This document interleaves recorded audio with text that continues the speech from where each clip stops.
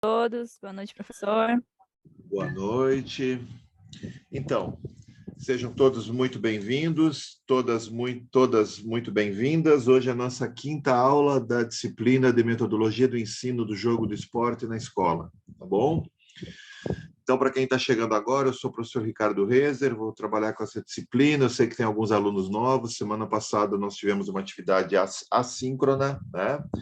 Um vídeo que era para a gente assistir, na verdade, 6 pequenos vídeos, né? Com uma colega, a professora Petícia, que abordou um tema bastante interessante para a nossa área, bastante interessante para o curso, bastante interessante para educação física escolar, que é a questão da obra clássica do Johann Huizinga, né, que é Homo Ludens, né? Enfim, o homem que joga, o homem que brinca. Tá? Vamos lá. Eu vi que teve um colega que circulou um aviso agora. Se quiser circular o aviso agora que a gente está gravando, fica à vontade. Eu não sei de quem veio o aviso. Boa noite, professor. Tanefer, é Tanefer, né? Tanifer. Como? Tanifer da Rosa. Tanefer. Então tá, Tanefer. Se tu quiser circular a tua mensagem, fica à vontade. Tá, ok. Obrigado, professor. Eu coloquei lá no nosso grupo do WhatsApp um linkzinho do Instagram da Federação de Desporto Escolar do Rio Grande do Sul. Ela é ligada à Confederação Brasileira de Desporto Escolar, onde nós temos um calendário de jogos escolares para o ano inteiro, com jogos pelo GEBS, né? No passado, nós participamos do GEBS no Rio de Janeiro, 15 dias de jogos escolares, uma integração de alunos, 7 mil alunos do Brasil inteiro. Então, nós estamos com o calendário aberto da seletiva novamente, para esse ano, onde ela vai gerar essa vaga para o GEBS.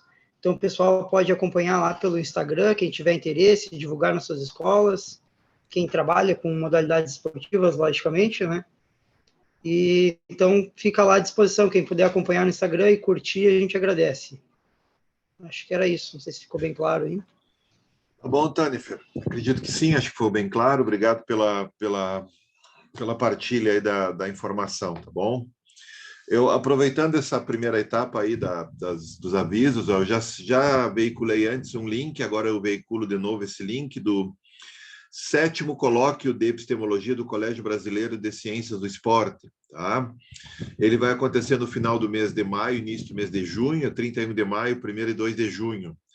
Essa edição ela é em homenagem ao professor Silvio Sanches Gamboa, um intelectual da educação física, não só da educação física, mas que circulou por várias áreas do conhecimento e que tem uma trajetória muito bonita assim dentro da educação física e dentro de outras áreas, né?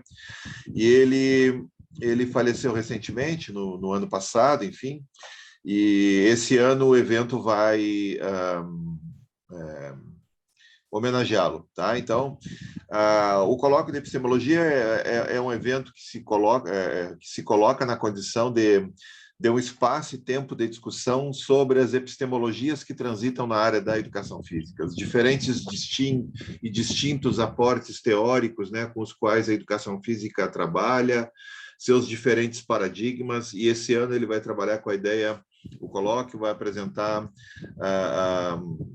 enfim, um tema central que é sobre a batalha das ideias no campo da educação física, né? Como que diferentes paradigmas vão se estruturando e como que eles vão, em certa medida, convivendo, entre aspas, no mesmo campo do conhecimento, embora se coloquem, né, nesse debate a partir de paradigmas distintos, né? A educação física ela é um campo que é bastante plural, né? Então, veja, nós estamos estudando aqui o jogo, por exemplo, né? A partir de hoje a gente vai entrar bem num tema mais conceitual, né? E está travando aqui agora, eu estou vendo a Heloísa aqui, está colocando, né? Vamos ver se melhora isso, não continue me avisando aqui, tá? Inclusive, daí talvez seja a conexão da origem aí, né? Eu estou vendo vocês bem aqui, estou conseguindo ver você se movimentando, né? Aqueles que estão com a câmera aberta, enfim, parece que está boa no que tange ao Zoom, né? Então, aí, obrigado pelo retorno também. Então, nessa lógica, o evento ele acontece a partir dessa perspectiva, né, de ser um espaço e tempo de discussão. Para quem não sabe, o Colégio Brasileiro de Ciências do Esporte ele é uma sociedade científica da educação física que opera desde a década de 80, né? E, enfim, eu coloquei o site ali para vocês, fiquem à vontade, mas se puderem dar uma olhada lá, vocês vão ver melhor a programação. É um evento gratuito, né? É um evento que não tem custos e, enfim, tem apresentação, espaço para apresentação de trabalhos também. Se alguém tiver dúvida, quiser ouvir um pouquinho mais sobre essa questão do evento, conversar um pouquinho mais sobre a possibilidade de encaminhar algum trabalho, pode me procurar pelo e-mail, tá bom? Para quem não lembra, é R de Ricardo, Rezer sobrenome, então é rrezer@ufpel.edu.br, tá bem? Buenas, não esqueçam, a gente está gravando, botem o nome no chat e gostaria que desligassem os microfones, tá? E, por favor, me avisem se vocês tiverem algum colega que está chamando aí, eu não percebo aqui, para colocá-lo, enfim, para admiti-lo na sala, tá bom? Buenas, aqui do colóquio já foi. Então, veja, né, nós tivemos aí essas 2 semanas para poder assistir aos vídeos da professora Petícia e a gente acabou, a nossa aula da semana passada foi uma aula assíncrona, né? E ela traduz de maneira bastante interessante ali, principalmente a primeira parte do livro, que é onde o Huizinga vai caracterizar o jogo, né? Como ele coloca a ideia do jogo a partir de algumas características e como que a gente pode produzir boas relações tanto no campo amplo da educação quanto no campo específico da educação física, né? Estou vendo aqui o Vitor falando da questão da dança, né? Então, veja, o jogo e a dança, nesse caso, eles têm uma ideia de representação, né? Por isso que a gente não trabalha na disciplina, eu não venho trabalhando com essa distinção entre jogar e brincar, porque, no fundo, eles têm uma lógica muito vinculada à ideia do representar, né? E a gente usa como referência outros idiomas, aí, como o Spiele no alemão, no caso, onde o jogar e o brincar são sinônimos, não há uma distinção, né? Inclusive, se for olhar mais a fundo a tradução da palavra, ela pode também, ela abriga a ideia de representação, né? A gente sempre, quando joga, tem uma representação, né? Então, nesse sentido, a ideia de que o jogo sempre é um espaço e tempo de encontro, né? Mas também de representação. Então, me parece ali que ela faz de maneira muito didática, né? E aproxima essas relações entre dança e jogo, né? Enfim, vamos dar uma primeira rodada. Eu tenho material para apresentar para vocês hoje, mas eu acredito que a primeira parte, assim, a gente pode falar um pouquinho sobre algumas dúvidas, né? Eu vou pedir para usarem o microfone, porque senão eu não consigo acompanhar todo o chat, né? Enfim, dúvidas que vocês possam ter tido, coisas que vocês não entenderam muito bem, coisas que a gente daqui a pouco vai, inclusive, conversar quando falar um pouco sobre algumas leituras clássicas do jogo, entre elas, né, o trabalho do Huizinga. Alguma questão, pessoal, que gostariam de partilhar, ou podemos já ir direto para o material que eu vou apresentar para vocês? Olha, professor, boa noite. Opa, boa noite. A meu ponto de vista, eu achei muito interessante os vídeos ali, é bem explicativo. Eu não consegui chegar a ler o livro, mas pelo que ela explica, eu acredito que seja, né, ela traz muito bem o que traz o livro. E o que me chamou bastante atenção, até eu tomei nota aqui, que ela fala que o oposto do jogo não é ser sério. Muita gente acha, né, que o jogo é uma brincadeira e o oposto dele não é ser sério, né? Mas, porém, tem que levar a sério. Daí o que ela fala em levar a sério é cumprir as regras, é saber, né, todos os limites que tem que fazer, e é isso que muitas vezes o pessoal se confunde, que o jogo tem que ser levado a sério, mas ele não precisa ser sério. E eu achei bem interessante essa parte ali que ela comenta sobre isso, né, que muitas vezes para as crianças não só para as crianças, também para a vida adulta, que ela comenta ali também, que eu achei um ponto bem forte, é que é uma fuga da vida cotidiana, né? Que ela traz como o jogo uma diversão, por isso que o pessoal assiste os jogos de futebol, enfim, tem esse momento de lazer, né, voltada para o jogo. Então, eu acredito que para mim, esse daí foi um ponto que me chamou um pouco mais de atenção.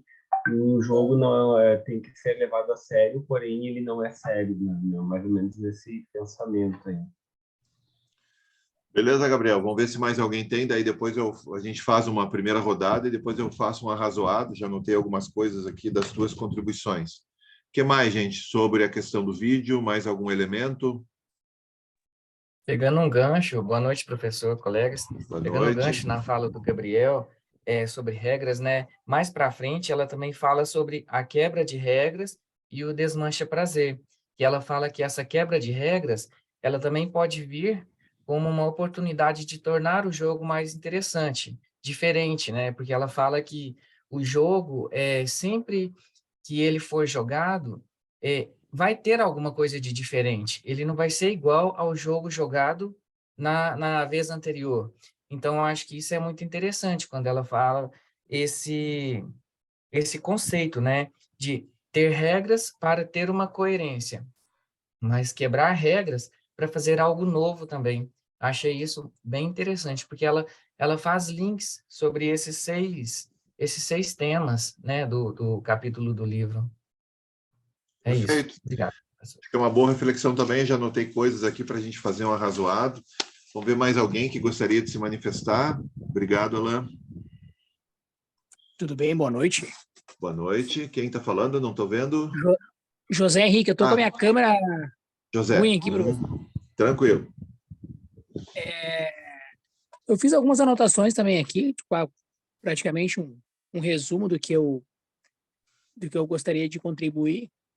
Então, vou iniciar dizendo que o livro, O Jogo como Elemento da Cultura, né, foi publicado em 1938, então, há um bom tempo. O Izinga era um professor historiador. Dizem também, que quando eu fui pesquisar sobre o autor, que eu não conhecia, conheci alguns relatos que ele era conservador, tendo um pensamento pessimista na modernidade da arte. Classificação em relação humana, segundo o Izinga. Então, ele classifica o jogo, né? Então, numa parte do vídeo ali, diz no Homo sapiens, né, que classifica em Homo sapiens, que baseada na racionalidade, né, na parte intelectual, no Homo faber, né, que é o saber técnico, como saber fazer, e por último, que é o título do livro, o Homo ludens, que é um homem que joga e brinca. Então, a relação do jogo e a dança é uma parte integrante do jogo. Há uma relação de participação direta, uma forma especial, especialmente perfeita do próprio jogo. Dança, daí eu botei alguns exemplos assim, né, de jogos que têm a relação com a dança, por exemplo, alguns bem conhecidos, Dança das Cadeiras, Amarelinha Africana, enfim, que é um jogo, tem as suas regras. Característica do jogo, então, eu botei algumas a mais, assim, mas o que diz ali é a atividade voluntária não faz parte do nosso cotidiano, tempo e espaço definido, cria ordem, organização, contribui para a formação de grupo coletivo, daí essa parte ela fala que é bem polêmica, e não há uma intenção lucrativa, então, o jogo, né, diferentemente do esporte, as regras não são federadas. Esse aqui eu botei, na verdade, porque eu tentei pensar de uma maneira assim, se tu for diferenciar jogo de esporte. O jogo, eu consigo alterar as regras, um jogo aqui, jogado aqui, ele pode ser jogado em outro estado, outro município, outro país, com outras regras. Então, as regras, ela não pode ser mudada. Já o esporte, para ser considerado um esporte, precisa ser federado. Isto é, as regras que eu jogo aqui, por exemplo, um futebol, tem que ser exatamente as mesmas regras que eu jogo no Japão, nos Estados Unidos. Então, basicamente, isso diferenciaria, não só isso, mas acredito que para tu diferenciar um jogo do esporte, seria se o esporte é federado e o jogo não. O jogo é mais antigo do que a própria cultura, e também, visto que daí ela fala que os animais, né, já brincam, já jogam, e eles não dependem dos seres humanos para fazer esses jogos. Então, os jogos foram essenciais para a formação da cultura. Então, ela diz que o jogo veio antes da cultura, né? E aí eu termino a minha fala com esse pequeno trecho dela ali do vídeo. Ok, obrigado pela contribuição também. Veja, essas palavras que a gente vai usando e vai constituindo, né? A ideia, por exemplo, cultura, né? O que a gente entende por cultura, né? Como que a gente entende o surgimento do esporte para poder fazer essa relação entre jogo e esporte, né? Como é que a gente imagina, né, que as regras se constituem como sendo um balizador para os jogos, mas também não só para os jogos, as regras estão presentes na vida. Da onde surge uma regra, né? Uma regra, ela surge em primeira instância, ela surge de vários elementos, mas uma das questões que uma regra se constitui é a partir da necessidade, né? A necessidade das pessoas poderem conviver em determinados espaços, né? A ideia de como que as regras elas se articulam com as questões da ética, né? Como a gente fala em cultura, por exemplo, a que a gente está se referindo, né? Então, vamos dar mais uma rodada, aí eu acho que daí a gente encerra essa primeira parte, daí eu posso entrar diretamente com esses elementos para a gente poder avançar, porque eles são decisivos para a gente compreender. Veja, a ideia de fazer a leitura do livro, ela passa a ser algo agora que seria um segundo passo. Quer dizer, vocês têm, para quem não leu ainda, né? Tem uma aproximação com o tema, tem uma aproximação com o referencial, conhece ele, vamos dizer assim, a partir de uma abordagem introdutória, e agora a gente teria condições de poder fazer a leitura do livro, né? Esse livro ele tem disponível aí em vários lugares, no estante virtual, ele está em quase tudo quanto é biblioteca, né? Enfim. Então, esse seria um próximo momento agora, a questão da leitura do livro, tá? E, ao longo da leitura do livro, também procurar comentadores, pessoas que estudaram o jogo a partir do Huizinga e que vão, em certa medida, nos ajudar a entender os conceitos com os quais ele opera, né? Por que ele é conservador nesse sentido, né? Por que ele é pessimista, né? Essas questões a gente não resolve todas de uma vez só, mas a gente vai... Obrigada, mano. Ó, pode usar o teu celular. Só desliga, Eveline, desliga, por favor, o microfone, tá?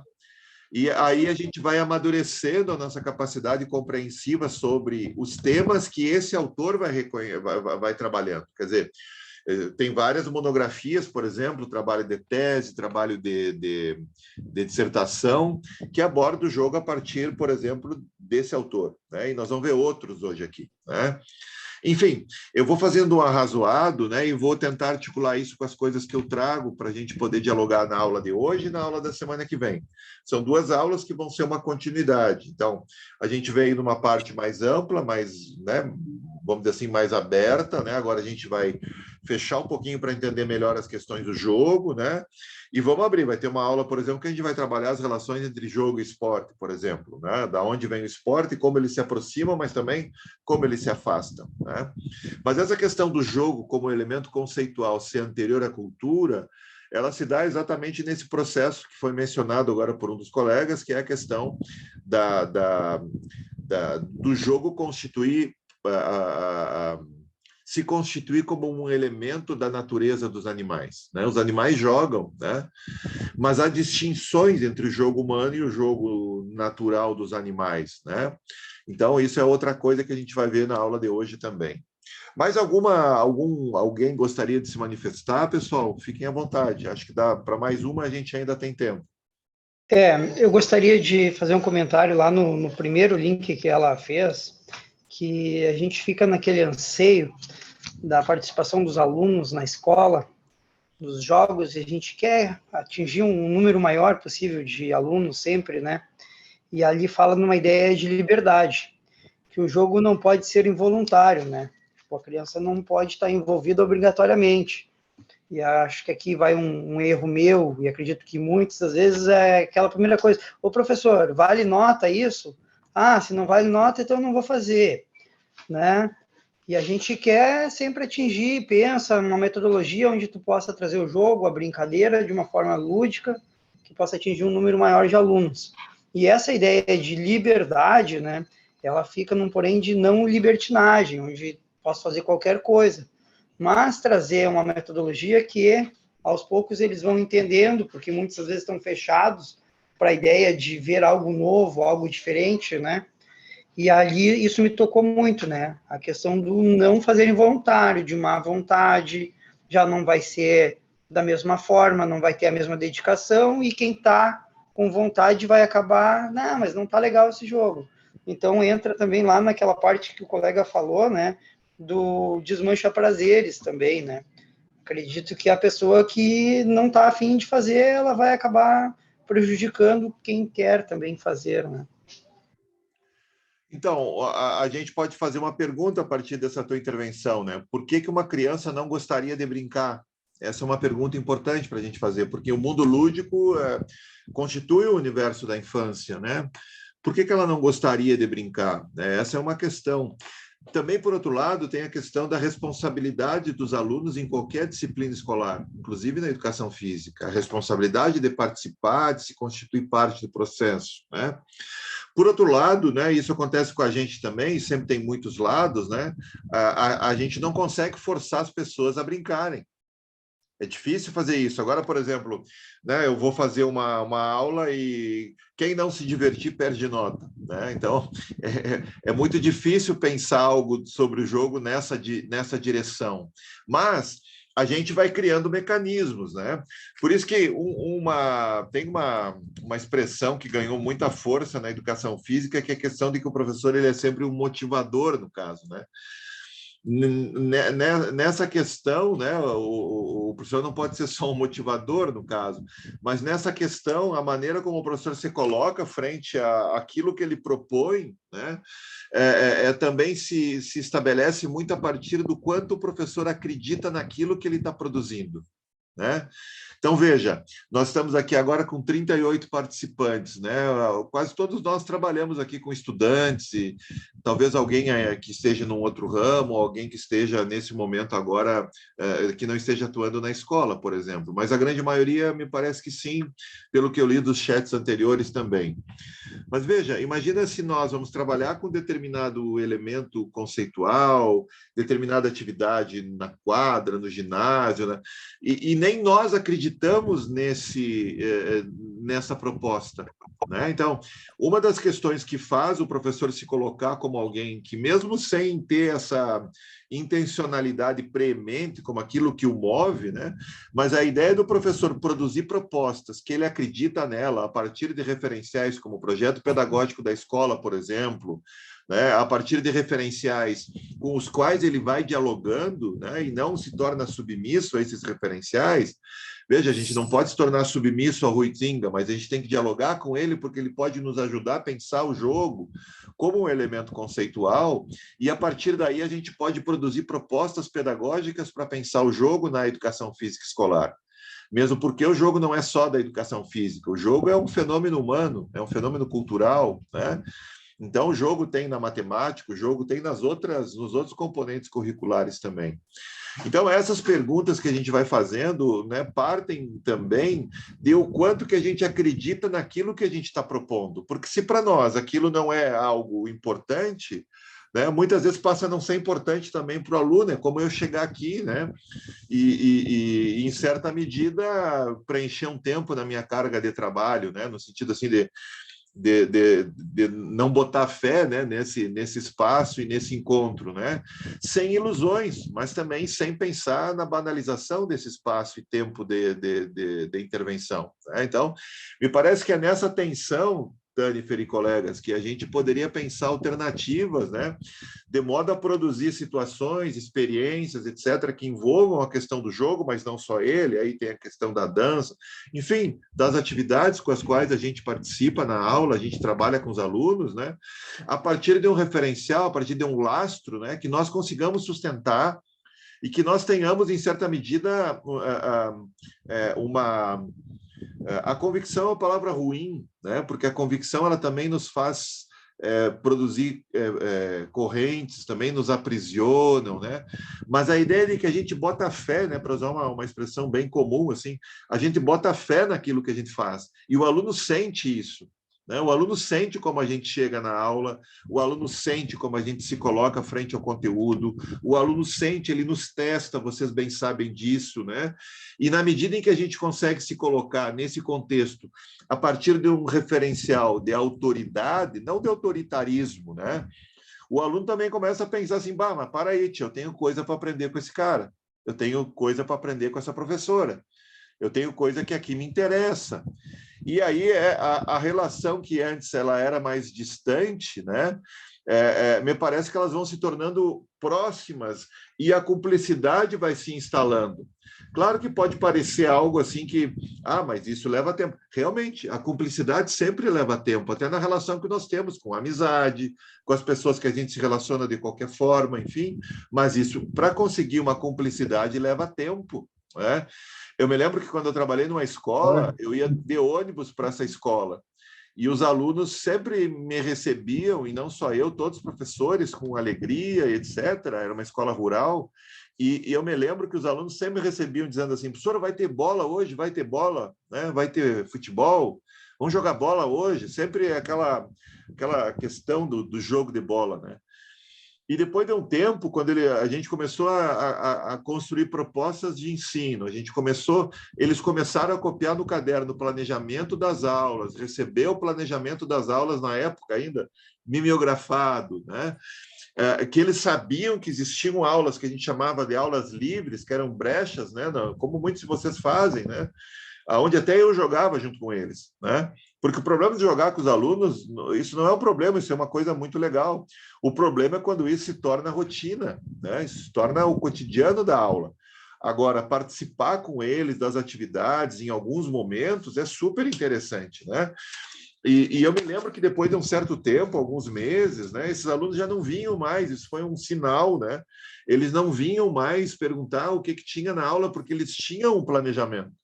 Eles tinham noção daquilo que a gente ia fazer, né?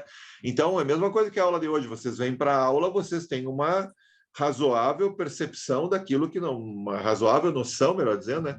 Daquilo que a gente vai trabalhar. Por quê? Porque tem um programa, né? O pessoal que está chegando aí tem os vídeos lá, tá no canal do YouTube, né? Depois me procura se não tiver. Alguém até se puder colocar aí, por favor, para os novos colegas que chegaram, né?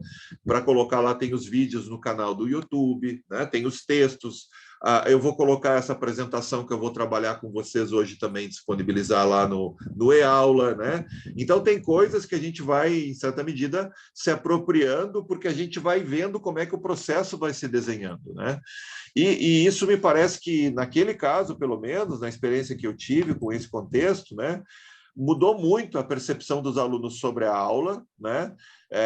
A maneira como eles se colocavam frente à aula, quer dizer, eles entenderam, iam entendendo, né? Alguns com mais resistência, outros com menos, que a gente trabalha com saberes que fazem parte da existência humana e que eles são importantes para a vida, né? Um aluno diz assim, ficou bem melhor agora, porque a gente fica aí 1 hora, 50 minutos esperando a aula, porque eles chegavam bem antes, o transporte deixava eles na escola bem antes, né? E agora a gente aprendeu a jogar mais jogos, mais ou menos assim que ele me diz, eu nunca esqueci isso, isso aí é de 95, 96, essa passagem aí de uma... Mas eu nunca esqueci disso do aluno, porque ele disse algo que vai mudando a maneira como ele se relaciona com a cultura lúdica no tempo livre dele, né? E a gente vai vendo que a educação física vai cumprindo com um papel que é sair de si, que é sair da aula. Quando a escola e a educação física elas saem dos espaços formais, quer dizer, elas invadem a vida do aluno, nossa, isso é uma das finalidades da escola, né? É qualificar a produção da vida fora da escola. Na escola também, obviamente. Mas quando eles aprendem coisas da escola, que eles conseguem operar no seu espaço e tempo, onde eles não estão na escola, né? Me parece que ali tem alguns aspectos que são decisivos. E esses elementos que vocês colocaram são partes de um quebra-cabeça que vai nos ajudando a entender melhor determinados fenômenos que fazem parte da vida dos alunos, mas fazem parte da nossa vida também, que nós aprendemos empiricamente. Aprendemos na universidade também, mas que nós precisamos aprender a aprofundar também conceitualmente, né? Teoricamente, né? No sentido de poder alargar o nosso horizonte sobre as questões com as quais a gente vai operar, né? Veja, por isso que a formação, e formação aqui, nesse caso, inclusive aqui, e na escola também, ela é sempre um alargamento de horizonte de mundo. Quer dizer, eu alargo a maneira como eu olho para o mundo, eu alargo a maneira como eu olho para um fenômeno, como jogo, como esporte, como a educação física, né? E começo a compreender melhor como que esses fenômenos vão se instituindo, né? Como elementos fundamentais da nossa intervenção, né? Então, veja, aqui o colega ali colocou, às vezes a gente não precisa nem cobrar coisas deles, porque eles vão entendendo o sentido disso, né? Eu tive uma turma de alunos, aí já era uma escola na cidade, que eles foram entender a importância de vir com uma roupa um pouco mais própria para as atividades que a gente fazia, quando uma menina ela rasgou completamente a calça no meio da perna, e ela passou por uma situação constrangedora ali, né? Outra turma vai entender que não é bom vir de sapato para a aula quando ele cai, por exemplo, porque não consegue, resbala, enfim. Então, os alunos vão entendendo as coisas também a partir da sua experiência e de como que a gente vai conduzindo os espaços, né? Os alunos brincam no recreio. Por que eles não brincam na educação física? Por que eles querem sentar? Qual é o sentido disso, né? Tem coisas que não encaixam, então, nesse quebra-cabeça. E espaços como esse que a gente está constituindo são espaços para a gente entender melhor como é que a gente lida com esse quebra-cabeça, né? E pensando elementos como esses que vocês trouxeram, né? Assistir de novo os videozinhos hoje à tarde, né? Eu acho que realmente eles são muito didáticos, né? E reli algumas passagens do Huizinga agora antes da aula, né? Veja, olha só essa apresentação que eu vou mostrar para vocês aqui, ó. Vamos ver se vocês vão conseguir. Tá aparecendo para vocês aí? Por enquanto, não, professor. Vamos ver, então, se eu estou fazendo alguma coisa errada ou se vai dar certo aqui. Vamos todos torcendo. Okay. Agora deu. Opa, agora apareceu. Sim. Viu? Valeu a torcida aí, ó, né? Aparece a tela inteira ou só uma parte da tela? Para mim, só está uma parte aqui. A tela inteira para mim. Então tá bom. Acho que a gente pode continuar assim, então. Então, olha só, esse trabalho aí, né? Vamos dizer, esse título, né? É o título do Huizinga, que vocês... aqui do capítulo 1, né? Vamos ver como é que está aqui o capítulo 1. Ó. Natureza e significado do jogo como fenômeno cultural. É a mesma coisa, só que um pouquinho diferente as palavras, mas não tem quase nada de diferente aí. Mas aqui nós vamos trabalhar com duas questões, né? Que é a questão do jogo como elemento da cultura, mas também pensando o jogo como um elemento constituinte da natureza humana. Nós jogamos desde que nascemos, mesmo que não nos ensinem sobre isso, né? O jogar e o brincar, lembram, como sinônimos, fazem parte da nossa constituição como ser humano, né? Por outro lado, né, eles também fazem parte da nossa natureza, mesmo que a gente não tenha nenhum tipo de aprendizado sobre isso, né? A gente joga, a gente brinca. E aí tem um campo do conhecimento em que pensar esses elementos de maneira conceitual, mas também pensando a questão da intervenção pedagógica, né? É um campo decisivo para isso, porque é um campo que pode qualificar os elementos com os quais as pessoas operam no cotidiano, sobre jogo e a sua relação com o mundo. Por exemplo, a noção de ganhar e perder, né? A gente percebe alunos que não sabem perder e tem alunos que também não sabem ganhar. A gente percebe no mundo adulto, isso é muito comum, essa dificuldade em lidar com a derrota, lidar com a vitória, né? Como é que a gente lida com essas tensões entre a competição e a cooperação? A competição e a cooperação são elementos que estão presentes no mundo. O mundo não é só competitivo, ele é muito cooperativo também, né? Mas há uma tensão que vai variar de contexto, vai ter relações de poder no meio, quer dizer, tem uma série de ingredientes que a gente precisa aprender a identificar. E o jogo é metáfora também. O jogo é metáfora, o jogo do amor, o jogo das molas, o jogo das cadeiras, o jogo como uma metáfora da vida, o jogo da vida, por exemplo, o jogo da política, o jogo não sei do quê. Veja, o jogo é uma metáfora que está presente no cotidiano, né? Como é que a educação física olha para esse espaço, olha para esse contexto, olha para esse fenômeno? A partir de muitas variáveis, né? A partir de muitos referenciais teóricos, né? Na maneira como a gente vai trabalhar aqui na disciplina, especialmente nas aulas de hoje, semana que vem, né, a ideia é largar um pouco essa nossa compreensão sobre o jogo, sobre a educação física e sobre a interlocução entre esses dois, vamos chamar assim, fenômenos, né? O jogo como sendo um fenômeno da cultura, mas também sendo um fenômeno da natureza humana. E a educação física como um campo de conhecimento que surge. Veja, a educação física, a gente vai ver depois ali melhor, ela é recente, ela na escola datada de 1851. Depois a gente vai ver um pouquinho melhor sobre isso, né? Então, para poder lidar um pouco com essa complexidade desses elementos, eu dividi o trabalho aqui, ó. Eu tenho trabalhado essa apresentação em outros lugares também, mas me parece aqui que esses 4 tópicos, né, eles podem nos ajudar a pensar as próprias questões da intervenção, porque na medida em que a gente vai vendo, a gente vai lendo, a gente vai pensando junto, né, as nossas experiências, né, vejam quantas experiências já vi no chat, mas eu procuro fazer assim, eu inicio de tal forma. Eu mesmo falei 1 ou 2 experiências. Só recebi, estou mandando, imagino que seja aquilo que vocês ganharam de outras corridas. Oi, eu tenho... confesso que eu nem abri, tá? Eu só recebi e estou mandando, imagino. Tem o microfone aberto, tá? Acho que está aberto ali, tá? Por favor, feche o microfone, acho que é Caroline, tá? Mas isso acontece, a gente às vezes esquece e fica aberto. Essa é o jogo do EAD, né? A gente tem que estar aberto a isso aí também, acontece.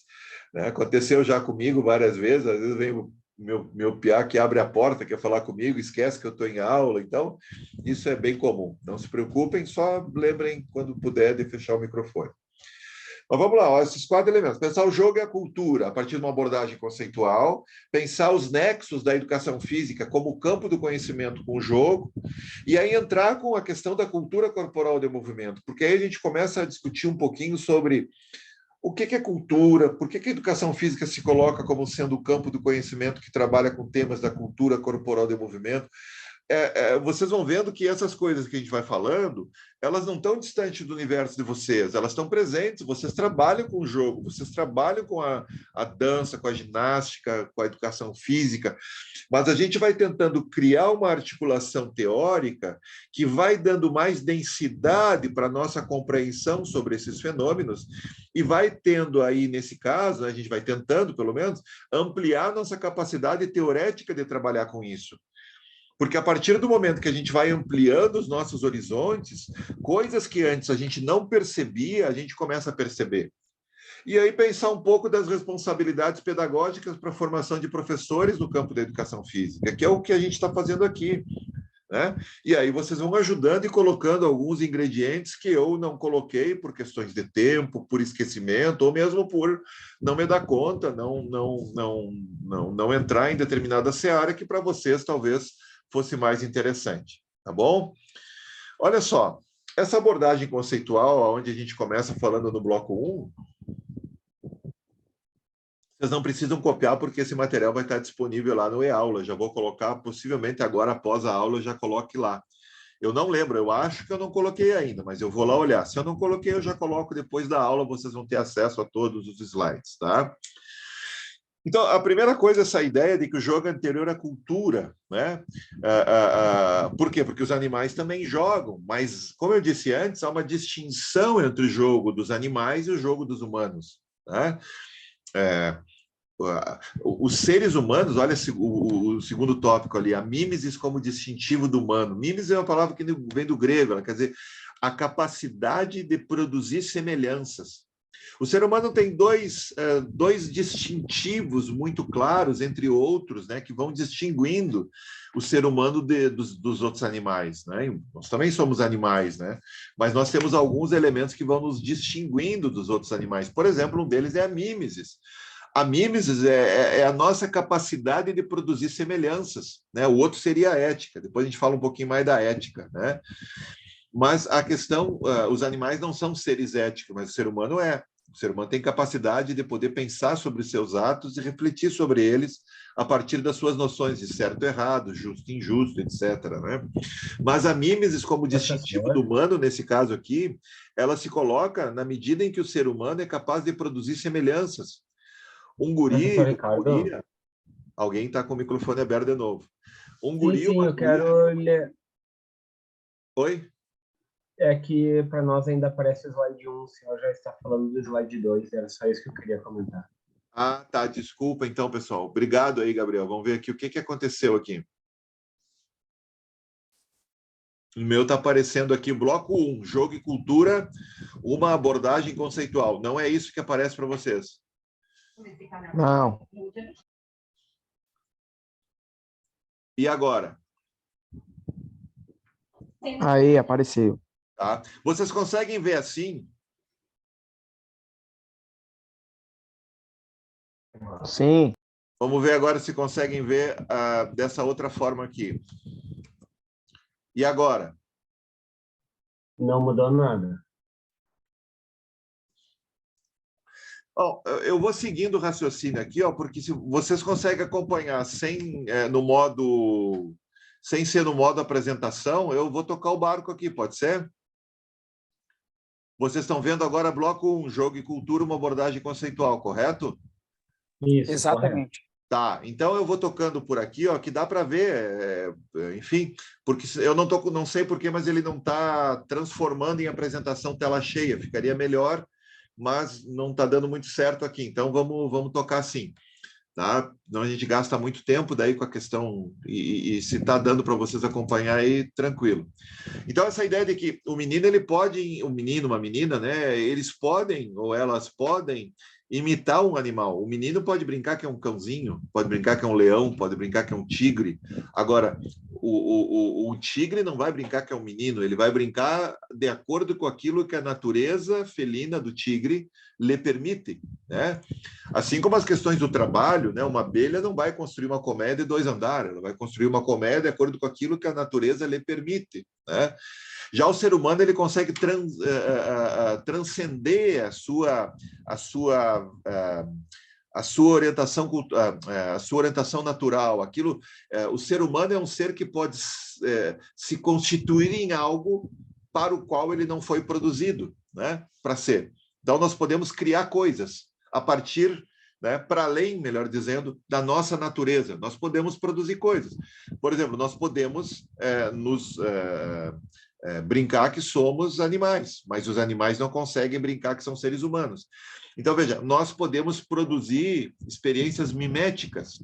Mimes está presente lá no camaleão, né? Ele troca de cor de acordo com a sua situação, perigo, por exemplo, espreitando uma presa, mas ele também está preso na sua natureza, né? Ele também está preso. O ser humano, ele pode transcender a sua natureza e pode produzir semelhanças, né, com algo para o qual ele não foi, não se constitui, no caso, do ponto de vista natural. E aí tem uma relação entre cultura e natureza, né? Então, daqui a pouco eu vejo, eu falo mais sobre isso. Aqui eu botei as palavrinhas ali, ó, em outros idiomas, né? Jogar, brincar e representar. Eu acho que isso ajuda a entender que não vale a pena gastar tanto fosfato com a distinção entre jogar e brincar. Eu já li trabalhos que vão longe nessa tentativa de distinguir jogar e brincar, né? Nenhum deles me convenceu até agora. E cada vez que eu vejo essas obras mais clássicas, assim, eu fico mais convencido que não tem sentido a gente fazer isso, porque, inclusive, outros idiomas não se preocupam com isso, né? Lá em 1992, não sei onde é que está agora aqui, o livro do coletivo de autores, eles vão colocar exatamente nessa direção, né? Que em várias culturas jogar e brincar são sinônimos, isso em 92, né? E olha que é um coletivo de autores que constrói o livro, produz o livro, que é um coletivo de autores de peso, né? Professor Walter Bracht, professor Celita Farel e por aí vai, né? Professor Lino Castellani Filho. Então, são figuras de peso na educação física brasileira, e lá em 92 ele já trabalhava um pouco com essa ideia, né? Mas eu falava ali da questão da cultura como processo de humanização e essa distinção entre cultura e natureza, essa tensão que nos acomete, né? Veja, então, cultura a gente pode entender sempre como aquilo que é produzido pelo ser humano, né? Uma caneta, uma cadeira, um sinal, um símbolo, né? Essas representações de mundo produzidas pelo ser humano, para além daquilo que a natureza lhe possibilita, elas são sempre presentes, elas estão sempre presentes no âmbito cultural, né? Então, cultura é uma produção humana, né? Tem até essa expressão que eu gosto de usar: a gente não nasce humano, a gente nasce... não tem dúvida que a gente nasce um bichinho, né? Inclusive, somos aqueles que, entre outros, né? Deixa eu só admitir aqui, somos uma das espécies que mais cuidado precisa, né? Um cavalinho, ele nasce, ele já sai caminhando, etc., né? Um cachorro fica um tempinho ali, mas nós temos que ter cuidado, e um cuidado por muito tempo, senão a gente não sobrevive. Nós precisamos de cuidado desde que a gente nasce, né? Senão a gente não sobrevive. E com relação à questão da cultura como processo de humanização, é por meio da nossa apropriação, da nossa relação com a cultura, que a gente se constitui como ser humano, né? Por isso que a ideia da escola, a ideia da religião, a ideia da família, a ideia da relação com as pessoas, elas vão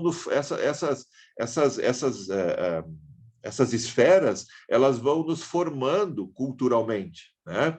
Eu botei ali uma pequena citação do Max Weber, né, um sociólogo alemão, que diz assim, ó: uma teia de sentidos e significados produzidos historicamente. Quer dizer, é uma teia, uma rede, né, de sentidos e significados que é produzida historicamente, na qual nos inserimos tecendo-a. Nós vamos tecendo essa rede também. Veja, a gente não é só um ser que assimila cultura, a gente também produz cultura. Tanto é que a nossa forma de nos relacionarmos, ela é distinta da forma como nossos pais se relacionavam, em vários aspectos, mas também nós cultivamos experiências, né, que aprendemos com os nossos pais ou com gerações anteriores e que nós optamos por manter. Nós temos a possibilidade de manter determinada tradição cultural, né, pelo sentido que nós vamos dando a ela. Mas cultura, então, nesse caso, é sempre uma produção humana que vai se dando como uma teia, uma rede, né? E a gente vai se inserindo ao longo da vida nessa rede e vai se tornando humano a partir desse processo de culturalização, tá? Por isso que a gente diz que cultura é sempre uma produção humana, né? E por isso que a gente diz que o jogo é sempre uma expressão da cultura, né? Eu vi alguém falando ali, a partir do Huizinga, e está correto, né? O jogo como uma espécie de fuga da realidade, né? Eu tenho dito que o jogo é uma fuga saudável da realidade, mas o jogo também é uma representação da cultura, né? O jogo também representa relações sociais que se estabelecem em determinado contexto. Porém, o jogo ele não fica preso nessa tradição cultural, né? Nesse contexto. O jogo ele tem condições de produzir aquilo que a gente vai chamar de novo. E ao produzir aquilo que a gente chama de novo, o jogo vai estabelecendo relações que transcendem aquele contexto no qual ele se estrutura, né? E ele produz determinada condição entre os participantes, né? Por um lado, se constituir como uma fonte de expressão cultural, de como é que determinada cultura se estrutura, se organiza, mas também transcendendo isso e produzindo uma fuga dessa tradição cultural. Por isso que a gente diz também que o jogo é uma fuga saudável da realidade. E é nessa tensão entre a produção do novo, a fuga saudável da realidade e essa representação cultural que o jogo que a gente se relaciona, né, os jogos que a gente trabalha na escola, por exemplo, vão se constituindo. Da onde vêm esses jogos que a gente desenvolve junto aos alunos na escola? Da onde vêm esses jogos? É um belo exercício para a gente fazer com os alunos, né?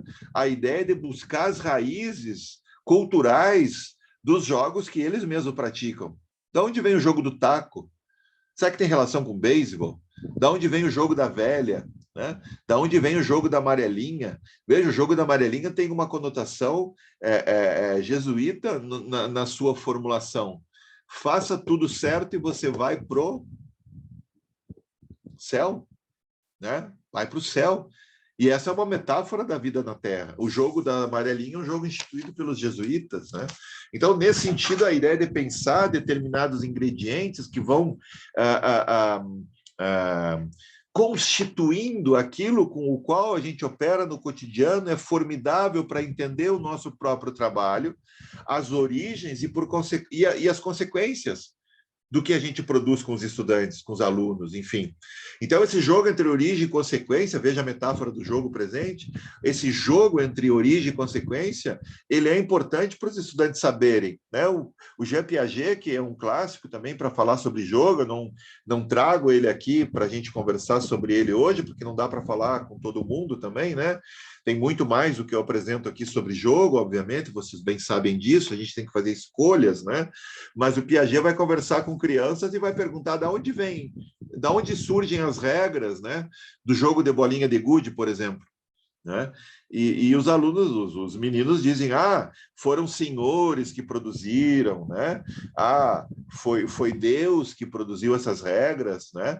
E muitas vezes e realmente, muitas vezes no jogo, as regras, elas adquirem um caráter quase que sagrado, né? Trapacear na regra do jogo é quase motivo para briga, e às vezes é motivo para briga mesmo, né? Por isso, essa ideia de quebrar as regras, de mudar as regras, é uma ideia que a gente precisa trabalhar elas, no sentido assim de pensar como que se produz regras, por que a gente tem regras, da onde elas saem, por isso a ideia que eu falei antes da necessidade, né? Mas também tem outros interesses. Agora, a regra só tem sentido se for produzir o bem comum. A regra para favorecer eu ou alguém dessa turma, por exemplo, né, ela é uma regra que perde o sentido coletivo e, portanto, vai perder a sua legitimidade. Ela pode até ter uma legalidade, mas ela perde a legitimidade. Então, entender isso junto com os estudantes é entender como é que se produzem as regras sociais de convivência, né, na nossa vida cotidiana, né? Então, dentro desse sentido, né, ou melhor, nesse sentido, né, o jogo ele é expressão da cultura, mas também espaço e tempo de criação, da produção do novo. Por isso, ele se constitui como um exercício da capacidade de criação e de representação. Por isso que o jogo é tão importante ser pensado pedagogicamente. Mas é também importantíssimo entender que há mais jogo para além daquilo que a gente pode tratar na educação física. Por isso que a história lúdica, a cultura lúdica dos alunos numa aula, ela é fundamental, né? Do que os alunos brincam, do que eles jogam, como é que o bairro deles se constitui no que se refere a espaço para a produção de experiências lúdicas, a casa deles, né? Enfim, o que eles produzem no seu tempo livre de não escola, será que eles trabalham? Enfim, a gente vai mapeando pistas, né, para poder entender melhor, né? E a gente vai entendendo que a infância também não é um bloco rígido. Tá aí um outro elemento que a gente tem que entender melhor, inclusive eu, né? A infância ela não é um bloco rígido. Falar da infância e do seu brincar é pensar em construções históricas e culturais. Veja, falar em infância no singular, né, é difícil porque a gente tem infâncias, né? O menino que cresce, né, tendo uma família, tendo uma estrutura que lhe permite ir para a escola, que lhe permita estudar, que lhe permita exercer o tempo livre, é muito diferente daquele menino que tem que cortar grama, cortar cana lá no Nordeste, que pede, que vende bala de goma no sinal aqui em Pelotas, ou qualquer outra representação que vocês queiram utilizar, né, da cidade que vocês vivem, dos espaços que vocês conhecem. Então, a infância ela é sempre uma categoria que precisa ser analisada na sua diversidade, né? Pensar a infância aqui no Brasil é distinto em cada região, mas também pensar a infância da onde eu venho, Santa Catarina, pensar a infância pensar a infância na África, né? Oi? O grupo da yoga está parado, que estava dando, ela não está conseguindo vir. Então, acho que faz um mês já. Eu não estou entendendo. Será que tem relação com a aula aqui? Alguma intervenção com relação à aula, pessoal? Tem alguém com o microfone aberto, mas eu acho que não era, tá? Mas então, veja, a ideia de pensar em infâncias, ela representa mais a diversidade com que se constitui essa categoria na vida prática, né? Pensar uma criança na África, pensar uma criança no Brasil, pensar uma criança em Santa Catarina, pensar no interior, pensar na cidade, pensar as diferentes condições materiais que ela possui, as condições objetivas, né? Então, pensar esses elementos aqui me parece um bom início aqui, tá? Para pensar o jogo como um elemento da cultura, mas também anterior à cultura, portanto, um elemento da natureza humana, né? Pensar a questão da cultura como um processo de humanização, e daí a formação escolar ela é fundamental, né? Tem um livro da Amali Kamala, vocês já devem ter ouvido falar. Amali Kamala são as irmãs Meninas Lobo, né? Quem já viu a historinha do Mowgli, né, vai ver que é uma história romantizada do menino que vai viver junto com lobos, e ele vai se constituir como um ser a partir da referência que ele tem com os lobos, né? Com essa alcateia que ele acaba... uma alcateia que ele aceita, né, como integrante. Mas isso tem um fundo verdadeiro, né? Eu não consigo lembrar exatamente agora, mas foi nisso, não consigo lembrar exatamente a data, mas foi, se não me engano, na segunda década do século XX, não tenho certeza, né, num dos países da África, que foram encontradas duas meninas, Amala e Kamala, com K. Se quiserem dar uma fuçada aí na rede enquanto eu comento sobre elas, né? A Amala e Kamala eram as duas meninas lobo que foram encontradas, uma idade, talvez uma com 10, talvez uma com 8, não lembro exatamente, mas vejam, a questão aqui é que elas foram privadas do contato social com seres humanos e sobreviveram e aprenderam a viver junto com uma alcateia de lobos. E elas reproduziam aquilo que a alcateia fazia. Vejam, elas não sorriam. Veja o sorriso, por mais que alguns animais sorriam, o sorriso, né, com sentido, né, ele é uma característica humana, né? A risada, né? Elas quadrupedavam, elas rosnavam, né? Enfim, e elas tiveram uma dificuldade enorme de adaptação à vida social. Inclusive, uma veio a falecer antes e a outra faleceu pouco tempo depois que a primeira morreu. Então, eu não lembro exatamente assim das datas e prazos desculpa, prazo não, a cronologia, né? Isso eu não lembro. Mas o que eu queria chamar atenção com essa questão da Amala e Kamala é que elas não passaram por um processo de humanização. Elas não passaram por um processo de culturalização. E, nesse caso, né, elas se constituíram como seres a partir das referências que elas possuíam. Tá? Existem outros casos. Perto de Concórdia, em Santa Catarina, tem o caso de uma menina que ficava no galinheiro e ela começou a produzir uma relação... ela começou a assimilar, melhor dizendo, né, um pouco do que as galinhas faziam no seu cotidiano. Os pais saíam para a roça e deixavam ela presa junto com as galinhas no galinheiro, né? Então, existem casos semelhantes em outros lugares também, né? Se fizer um levantamento disso, vai ver que há vários indícios, né, elementos que sustentam essa ideia do processo de humanização como sendo um processo de acesso à cultura humana, né? Olha, quase uma redundância aí, né? Se cultura é uma cultura humana. Embora tenha vários biólogos que já vão falando sobre a cultura, por exemplo, dos primatas, né? Então, é uma discussão que aí até lá, daqui para frente eu não consigo levar, porque essas discussões, por exemplo, com grupos de primata que constituem determinada cultura interna, eu não saberia falar mais sobre isso. Mas é bom ficar atento que esses são elementos que vale a pena a gente pensar como um segundo passo para pensar as relações com essa discussão, tá? Deu para entender, assim, essa primeira passagem aqui, esses elementos e como eles são ingredientes que vão se constituindo, né, como um enredo, né, que nos ajuda a entender melhor sobre o jogo, sobre a questão cultural, sobre a questão, enfim, alguma questão até então, pessoal, podemos seguir?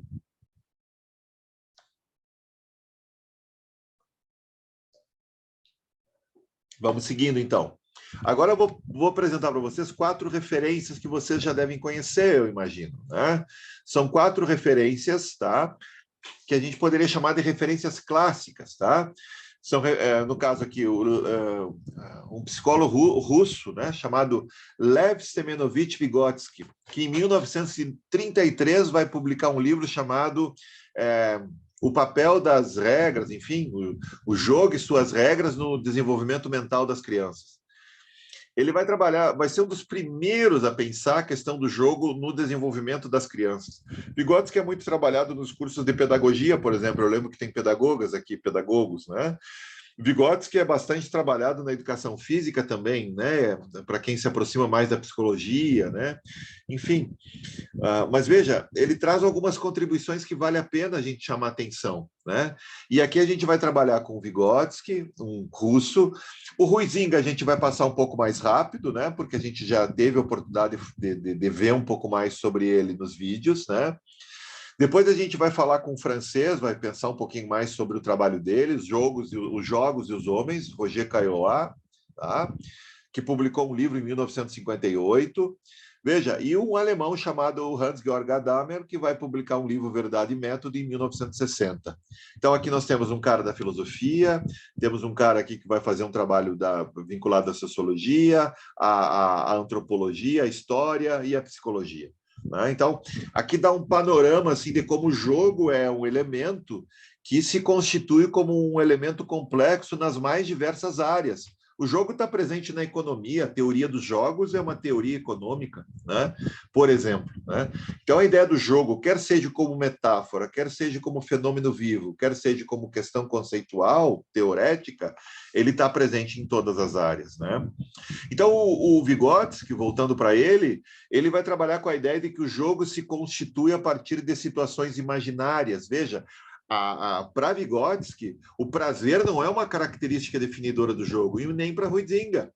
Vejam, nem para o Caillois, que a gente vai trabalhar depois, porque o jogo ele apresenta momentos de dor, momentos de tensão, momentos de, enfim, em certa medida, momentos de sofrimento. Prazer não é característica definidora do jogo, né? Nem toda atividade prazerosa é um jogo, né? E nem todo jogo vira uma atividade prazerosa. O jogo pode ser...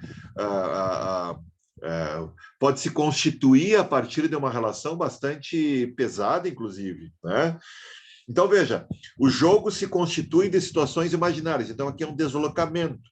A ideia de prazer, que até lá pelos anos 20 e 30 do século passado se constituiu como uma referência definidora para jogo, né? Há um deslocamento aqui a partir do trabalho do Vygotsky, que vai, obviamente, se constituindo ao longo do tempo, e ele vai deslocar essa ideia do jogo para um espaço e tempo que se constitui a partir de situações imaginárias, que podem ser, como está embaixo aqui, ó, as claras, né, ou ocultas. Depois a gente vai ver sobre isso.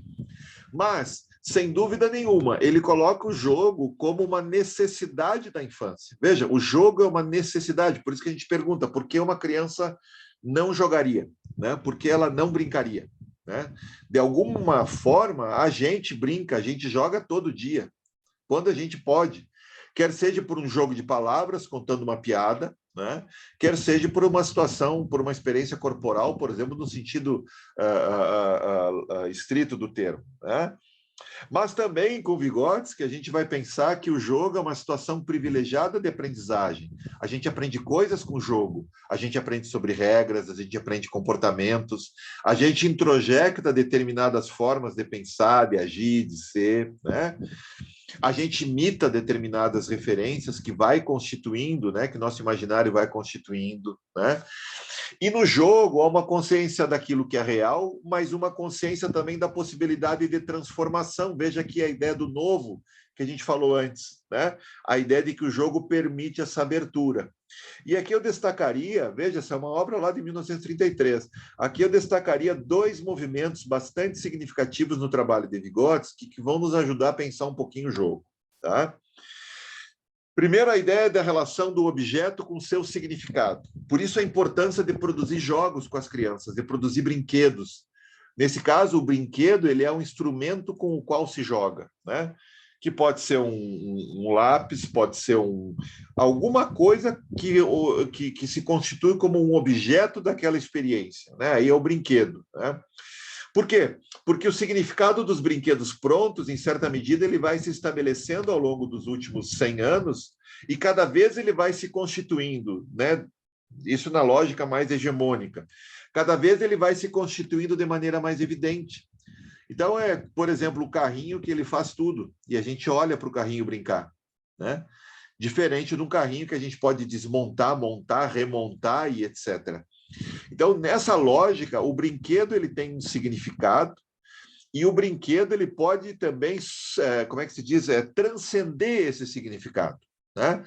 Então, quando um objeto ele se resume ao seu significado, não há muito espaço para o sujeito. Vejam, não há muito espaço para o sujeito poder operar. Imaginem algo que os meninos, as meninas e nós mesmos precisamos montar, precisamos operar, precisamos construir. E, às vezes, utilizando materiais que não foram projetados para fazer um jogo, né? Utilizando, sei lá, material reciclável, ou fazendo a junção de brinquedos, etc. Agora, a ideia é que, dessa forma, os significados passam a ser significados novos produzidos pelos sujeitos que brincam. E aquilo que é produzido e já contém em si o seu significado, né, ele deixa pouco espaço para a autoria, veja, a produção de significados em autoria. Então, há uma relação aqui de assimetria, vejam, quanto mais o objeto apresenta o seu significado, já explícito, menos as pessoas têm condições de poder produzir significados e operar com determinadas cadeias de raciocínio que vão possibilitar uma abertura de pensamento sobre algo que não era, mas passou a ser. Vejam, isso é um movimento intelectual que é decisivo para a formação. Eu consigo produzir coisas, eu consigo criar coisas, e isso envolve, inclusive, questões do como eu posso, né? Eu consigo. E isso é fundamental para a formação, né? A ideia de algo que nos coloque na condição de alguém que pode produzir coisas, né? Por outro lado, quanto mais explícito é o significado do objeto que se transforma em brinquedo, por exemplo, algo produzido pela indústria cultural, né, menos espaço tem para o sujeito operar naquele âmbito, menos espaço tem para o sujeito produzir como autor, e ele é mais o executor de uma experiência pensada por outros e por outras. Certo? Limita, né? Então, a ideia de transcender, nesse caso, né? Uma régua, quem nunca brincou disso, né? Uma régua e uma caneta, eles possuem um significado intrínseco, mas a nossa capacidade de produzir outros sentidos e outros significados nos permite produzir, a partir de determinados objetos que não foram feitos para isso, uma outra condição, e eu monto um aviãozinho aqui, né? Aonde eu posso brincar na aula enquanto há troca de sala, de classe, posso brincar na educação física, posso fazer uma esquadra de aviões, né? E posso correr com eles pelo pátio das mais diferentes formas. Então, veja, essa lógica entre o objeto e o significado, ela precisa ser pesada na sua tensão, de modo que a gente possa produzir situações em que os alunos possam construir, criar, operacionalizar e, a partir daí, desenvolver novas possibilidades para objetos que, a princípio, não foram pensados como brinquedos na sua origem, tá bom? Aí, com relação às regras, por isso que o Huizinga vai falar sobre a questão da ética. A ética, o que é a ética? A ética é um elemento bastante complexo que envolve muito a questão da relação com a educação física, do jogo, etc., das aulas, mas está presente na nossa vida. A ética é a nossa capacidade de examinar as nossas ações. Por isso que eu disse antes que os seres humanos são seres éticos, né? E os animais não têm. Um leão não fica com crise de consciência porque ele matou uma gazela, né, para se alimentar. Aquilo faz parte da natureza dele, né? Já a gente pode falar coisas para as pessoas que a gente passa por um autoexame e depois a gente diz, opa, eu não devia ter feito isso, tenho que conversar com essa pessoa novamente para colocar, né, esses elementos em evidência e retomar a possibilidade de relacionamento, enfim, desculpas, etc, etc. Então, veja, a ideia da ética está sempre, das regras está sempre vinculada a essa questão da ética. E a ética está sempre vinculada às nossas noções de certo, errado, bom, mal, justo, injusto. E essas relações estão presentes no jogo. O jogo é justo para todos, para todas. Como eu posso tornar o jogo um ambiente, um espaço, um contexto que seja justo para todos os participantes? Temos regras comuns, mas veja, se as regras são comuns, há diferentes sujeitos. E talvez numa competição de atletismo, naquilo que a gente vai chamar de esporte, né, possa se colocar a saída de todos do mesmo lugar, porque são atletas adultos, e embora muitas vezes com condições objetivas de treinamento, eles aceitaram participar de uma competição onde aquele que chegar primeiro vai vencer. 100, 200, 400, etc. O que for. Mas as crianças na escola podem aprender as técnicas do atletismo, né?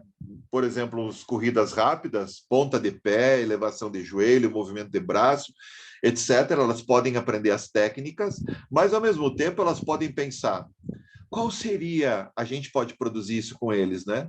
Qual seria a distância mais adequada para que todos chegassem na maior velocidade possível no mesmo tempo na linha de chegada? Então, aí chegaríamos todos juntos e teríamos que partir de posições distintas. Ou seja, aquilo que a gente vai pensar como jogo se institui naquela relação contextualizada da aula como sendo uma manifestação do jogo, um jogo de corrida. E nesse jogo de corrida eu procuro estabelecer determinada regra que coloque os participantes numa condição mais equitativa. Então, a saída não pode ser igual para que todos possam chegar ao mesmo tempo e tenham as mesmas chances. Isso quer dizer que eu não posso mais trabalhar com todos saindo da mesma distância? Claro, são experiências importantes que o aluno precisa passar e a escola é lugar para isso. Agora, ele também tem que entender que nós podemos mexer nas regras. O jogo nos permite isso. E que nós, a partir dessa lógica, né, pensando a ética como sendo um elemento constituinte da produção das regras, podemos pensar determinadas estratégias que façam os alunos, os estudantes, enfim, produzirem determinadas experiências a partir de determinados referenciais distintos do referencial único que se refere ao esporte de alto rendimento.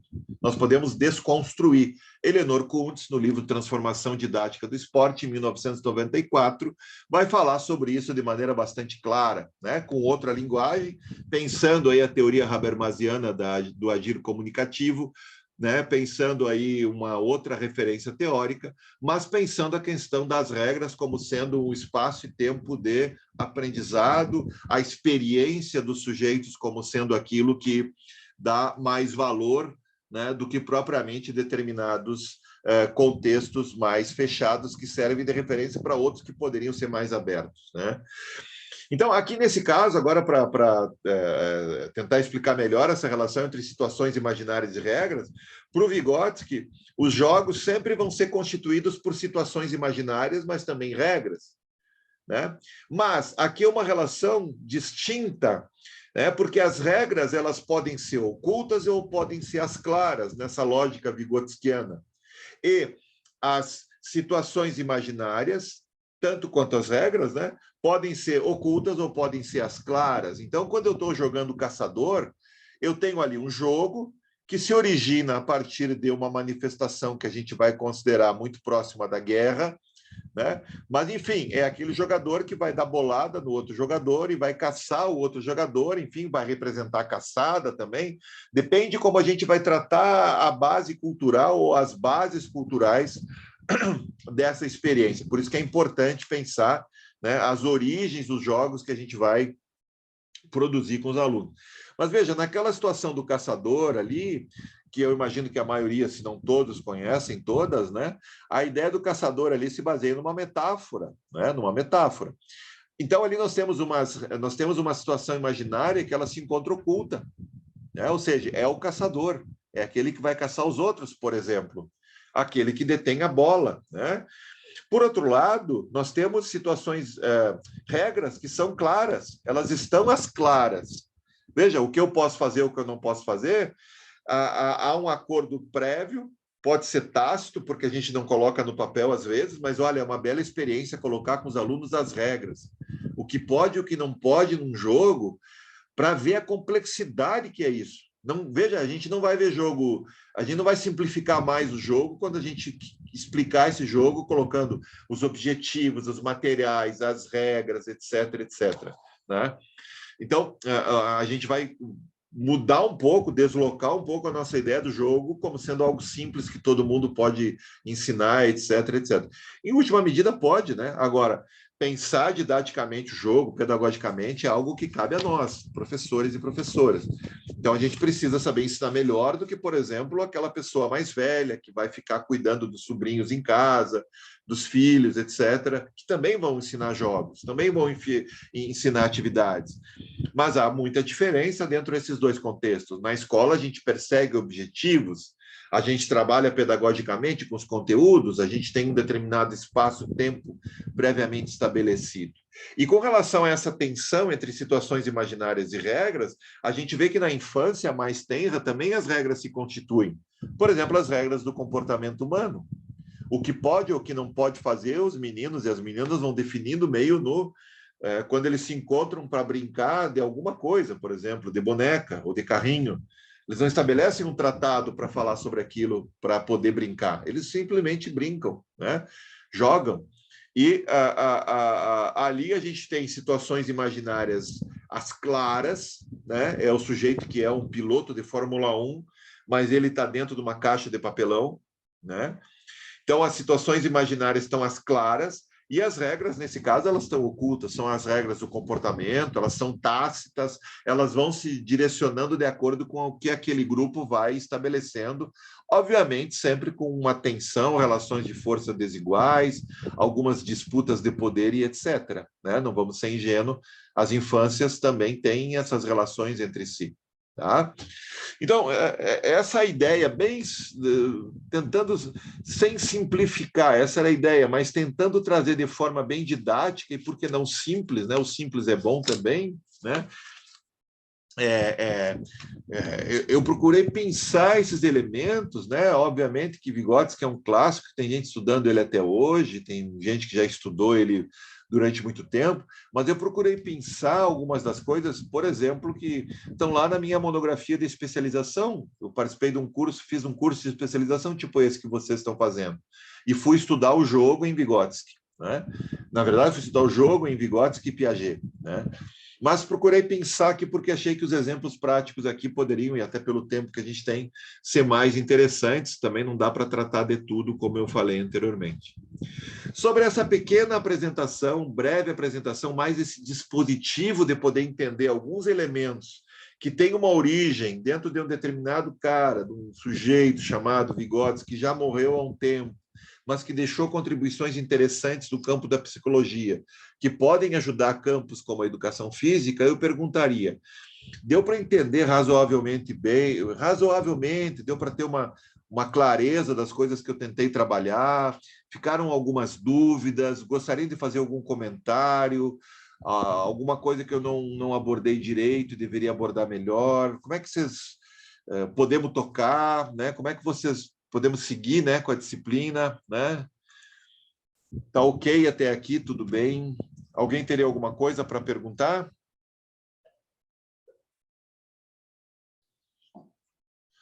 Ok? Vamos seguir, então?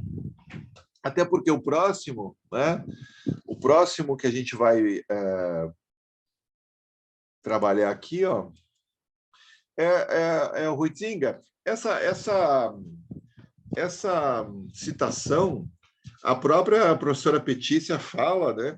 Ela está lá no início do capítulo 2, não me lembro qual dos videozinhos, eu acho que é o segundo ou terceiro, talvez o segundo, que ela vai ler exatamente essa passagem, ela vai trabalhar com essas características. Ela lê no primeiro e depois ela vai trabalhando cada uma dessas características em cada um dos vídeos. Vocês conseguiram pescar, no caso, esse desenho, né, metodológico que ela usa. Veja, o jogo é uma atividade de ocupação voluntária, por isso essa ideia de voluntarismo, né? Não dá para dizer assim, agora quem não se divertir perde nota, né? Então a gente tem que criar condições também, né? A gente cria condições para isso. Às vezes não dá certo, às vezes dá, Às vezes os alunos vão junto com a gente, né? Que nem vocês, tem aluno que vai junto com a gente, mas tem aluno que abandona a gente, diz, não vou seguir com esse raciocínio aí, acho que não está bom, não estou gostando, etc, etc. Então, a gente sempre está na lógica de uma produção de sentidos em comum. Se a gente não produzir sentidos em comum com o aluno, essa ocupação voluntária ela não se coloca, né? Essa ideia que eu falei antes de estudar o Vygotsky, de estudar agora o Huizinga, né? Ela é uma ideia que me parece muito importante assim da gente cultivar. Mas eu não tenho tempo, eu não consigo. Não... A gente tem que pensar mecanismos, né? Eu falei numa das aulas, acho que foi aqui do francês chamado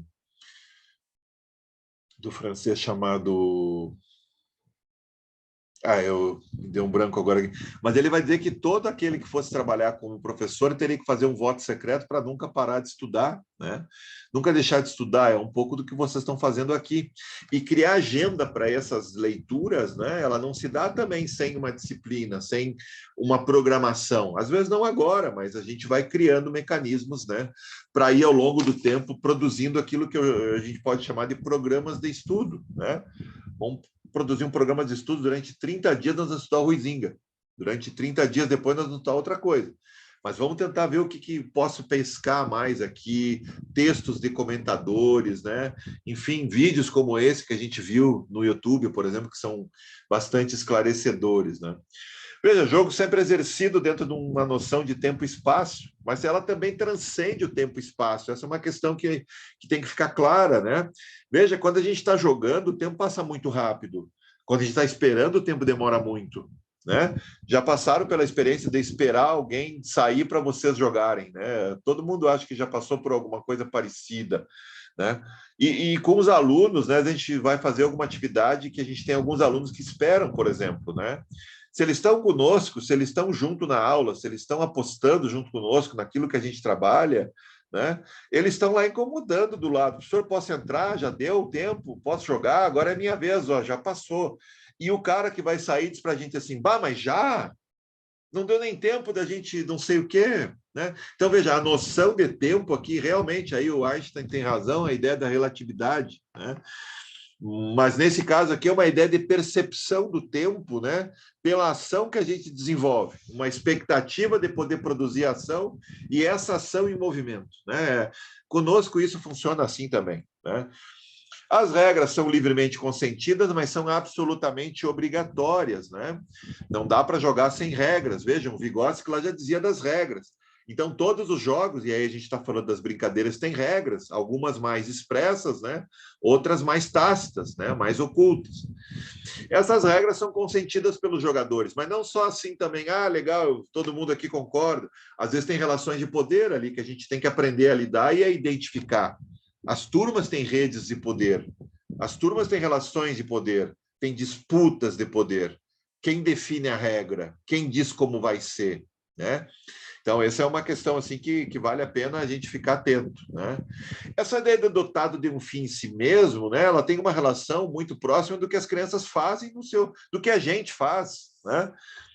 Quem é em sã consciência que vai trabalhar na picareta durante o dia todo e depois do horário de trabalho vai jogar das 7 às 8 uma partida de futebol e depois vai voltar para casa a pé, né? Quem é que depois de uma semana pesada vai jogar truco, vai jogar canastra, vai jogar pontinho com os amigos, com as amigas, num grupinho pequeno e fica até às 5 da manhã de um sábado, né? 4 da manhã jogando carta, né? Quer dizer, veja, o que eu quero dizer com isso não é que não dá para jogar, mas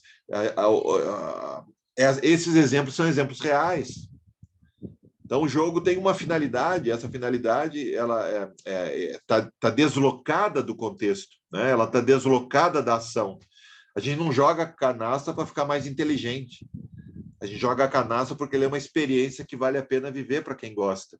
Mesma coisa esse cara que eu conheci, que trabalhava na picareta na universidade, abrindo vala, todo dia pedreiro, trabalho pesado, e sempre que a gente tinha jogo à noite, ele ia de a pé da universidade até a sede da universidade, 1 quilômetro mais ou menos, e depois 1 quilômetro, 2 até a casa dele a pé depois do jogo, né? Quer dizer, e no outro dia de manhã lá cedo fazendo o mesmo trabalho, né? Então, o fim nesse caso ele tem algo que a gente precisa entender, que está fora da ideia de recompensa. Um pouco lá nos vídeos vocês devem ter visto algo sobre isso, né?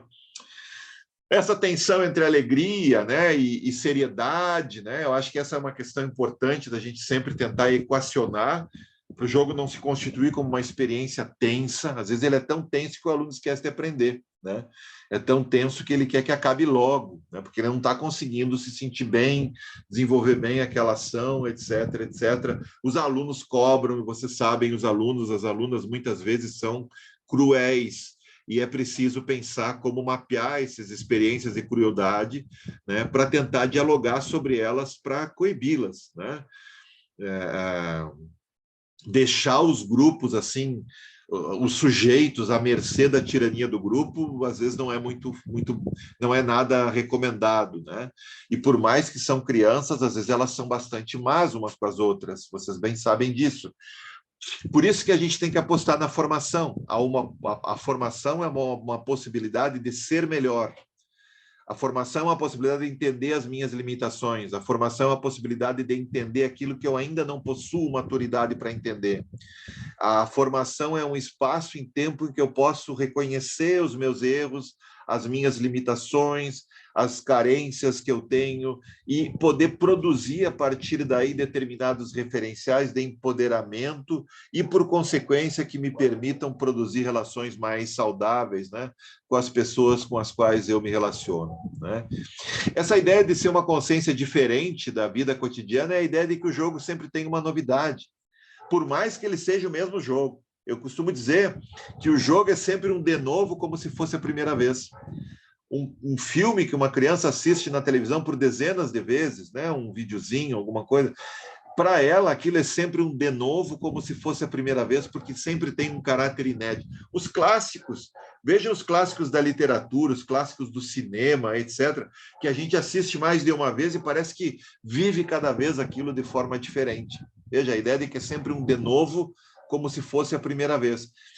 E pode não ser bom também, né? A gente se reúne, a gente se encontra depois da aula, vai jogar vôlei, e aquilo flui, parece que o tempo que nós tínhamos voou, e a gente passa por uma experiência altamente significativa. Ah, legal, semana que vem, mesmo horário, hein? E na semana que vem tudo cai por terra e a gente não consegue reproduzir aquilo e a gente acaba discutindo por um ponto, acaba colocando a competitividade como sendo a bandeira maior daquela experiência e, em certa medida, aquilo que antes foi algo mágico, sublime, acaba se constituindo como uma experiência desastrosa e fico cuidando do tempo que não acaba nunca. E aquilo acaba se constituindo como algo que eu quero que acabe logo, né?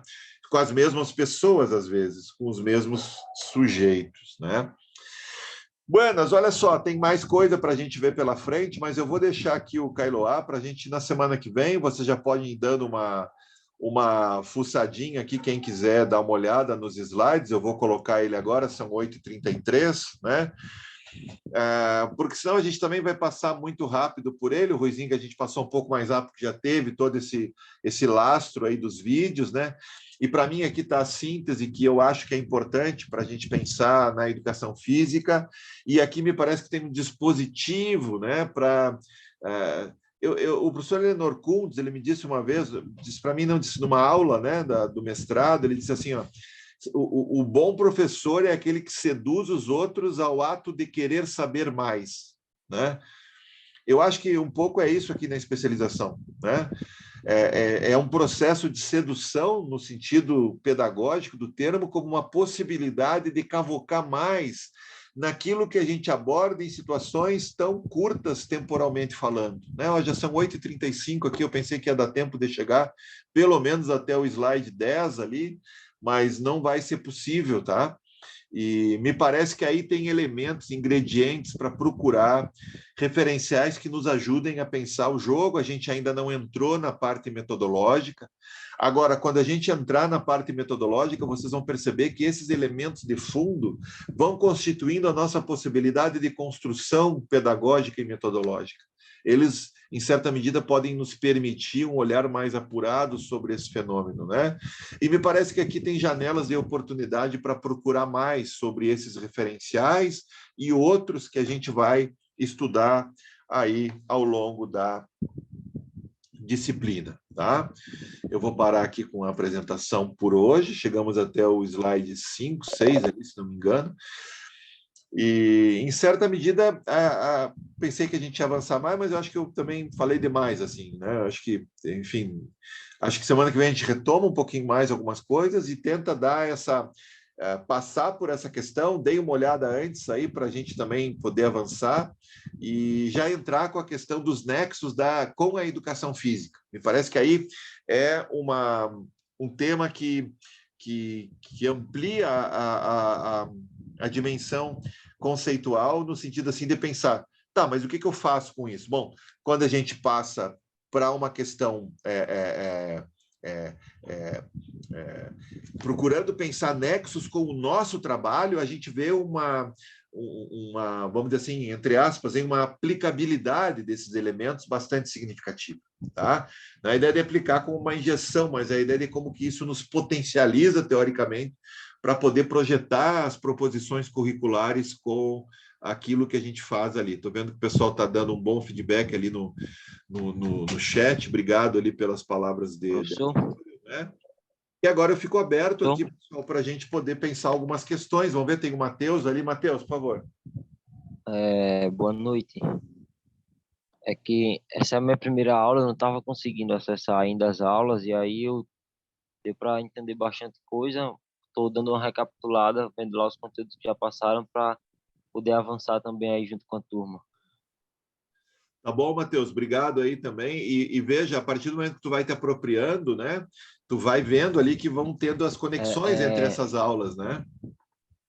Eu queria comentar, compartilhar um fato, quando você estava explicando aí, né, eu trabalho com crianças a partir de 5, 6 anos, e teve um fato que tinha um aluno que, sempre que tinha educação física, que eu chegava na sala para buscá-los, a professora tinha um aluno que nunca queria ir para a aula, né? A professora disse, não, você vai participar, você vai lá, fica lá junto com o professor. E aí, hoje eu consegui trazê-lo para a aula, ele participou da aula, que saiu todo suado e agradecendo que a aula foi legal. E aí isso para a gente é muito gratificante, né? Isso é um relato, assim, Matheus, que deixa as coisas mais... A gente está vivendo tempos tão pesados, né, tia? Coisas, assim, terríveis, assim, escola... e esse teu relato aí, ele é fantástico. Essa escola que eu trabalho tem muitos alunos especiais, e aí muitos eu consigo trazer para a aula, para a prática, para ter a vivência, que é uma escola de município, aí eu consigo trazer eles para a aula de fato. Tem uns que participam ativamente da aula, eu tento o máximo incluir eles, né, na aula. Veja, essa ideia começa assim, pois é, aqui o Vitor colocando, né, quando eles falam, já acabou, né, é um retorno bom que diz assim, puxa vida, vale a pena, né? Essa preocupação que a gente continua tendo, isso é algo fantástico, formidável, porque a gente pode não ter essa preocupação, e se faz, participa, se está ou se não está, é a mesma coisa, isso não me importa, né? Agora, quando a gente vai criando uma conexão com os estudantes e a gente vai produzindo aquilo que a gente chamou antes de sentidos em comum, né? A educação, a formação é a produção de sentidos em comum, né? A gente pode ver que ali tem coisas que vale a pena considerar, que vale a pena, como é que eu digo, acompanhar o professor. E o professor diz assim, vale a pena acompanhar esse cara também, acompanhar essa moça, acompanhar esse rapaz, esse menino, essa menina, esse sujeito, né, que está ali. Porque a gente vai criando um mecanismo, muitas vezes a gente fica muito preocupado, puxa, o cara não quer, o cara não participa, o cara... o que eu tenho percebido, assim, ó, é que em grande medida, assim, ó, olha, em grande medida, assim, e os alunos, eles muitas vezes têm a expectativa de ganhar, às vezes, um elogio, de ganhar uma palavra fraterna, né? De receber assim um convite fraterno muitas vezes, né? Eu me lembro de uma menina, eu nunca esqueço o nome dela, Maria Helena. Quando perguntava o nome dela, como é que é teu nome? Desculpa, Maria Luísa. Quando perguntava o nome dela, ela gritava o nome dela. O meu nome é Maria Luísa, e ela sempre elevava o tom de voz, né? Aí um dia numa reunião de pais, né? Aí eu vinha caminhando assim para ir para a reunião, depois que o transporte chegou, e eu escutei a mesma entonação, né? Maria Luísa, gritando alto, assim, uma entonação um pouco agressiva até. Era a mãe da menina, né? E ela falava com ela de forma muito agressiva, assim. E eu sempre pensava assim, por que essa menina grita quando ela... E aí fui vendo, conhecendo um pouquinho mais da Maria Luísa, né? E ela estava um pouco dentro daquele contexto que eu contei para vocês na semana passada, não vou rememorar, que aí não vou estender. Aquela menina que levantava cedo, ia trabalhar, depois vinha para a escola de tarde, e sempre era tratada pela mãe, basicamente, o pai praticamente não tinha contato com ela, de forma agressiva, né? E na medida em que eu baixei a guarda, porque essa menina falava comigo de forma agressiva também, na medida que eu fui entendendo um pouquinho mais, baixando a guarda, que eu parei de ser agressivo com ela, essa menina foi começando a considerar a possibilidade de participar das aulas, e o comportamento dela nas aulas passou a ser, inclusive, com os colegas bastante diferente, né? E ali, aquilo me deu um alento ali, no sentido assim, de pensar, puxa vida, na verdade, as pessoas às vezes querem uma palavra de afeto, de fraternidade, né? Te demonstrar assim, puxa, tu é importante aqui, como é que tu não quer participar? Como é que tu não quer estar comigo aqui, né? Como é que tu me deixa sozinho aqui, sozinha? Né? Eu acho que aí tem questões ali para a gente ponderar na conversa com os alunos, né? Eu acho que a ideia de sempre trazer esses problemas para a aula no início, né? Conversar com eles. Vocês fazem isso, né? Também não vamos ensinar, enfim. E ao final, né? Dizendo, olha, que bacana, gente. Olha, a gente está conseguindo, tem coisas que a gente está avançando, né? A gente vê eles se organizando melhor. Eu acho que essas pequenas coisas, né, elas nos fazem pensar muitas coisas, né? E entre tantas coisas que a gente pensa, é que a formação, ela é sempre mudança de comportamento, no caso de sentido de se constituir como um sujeito que faz parte de um grupo, né? E que acaba reconhecendo que há coisas que dá para fazer nesse grupo e há coisas que não dá, né? E isso faz muita diferença ali. Agora estou vendo a Carla está colocando ali, né? Então, essa ideia de pensar como ponto de partida que, no fundo, esses alunos que nos atazanam a vida, às vezes nos incomodam, talvez, em muitos casos, isso não seja verdadeiro. Mas eu pensando, e olha, pelas experiências que eu tive, olha quantos desses casos, né, tiveram uma mudança de atitude, de percepção da aula e etc., quando eu também tive uma postura um pouco mais fraterna frente a eles, né? Então, essa ideia me parece interessante de ir mapeando ao longo do tempo, né? Vocês conhecem o contexto de cada um, e é importante, se não conhecem ainda, conhecer, né? E aproveitar isso, né? Como eles gostam de sair da sala, né? E às vezes eles gostam de sair da sala e às vezes é sair da sala porque gostam da aula, né? Gostam, não é só gostar do professor, né? É que gostam da aula, vem ali que tem sentido, coisas que valem a pena aprender, valem a pena apostar, né? Vocês estão apostando numa disciplina, vocês estão apostando num curso, e a gente está apostando em vocês. Veja, é uma via de mão dupla aqui, né? Se a gente não produz sentidos em comum, por que a gente está aqui, né? Aí eu podia gravar todas as aulas, deixava tudo disponível, diminuiria de 1h30 aí para 40 minutos, 45 minutos, e estava feito, né?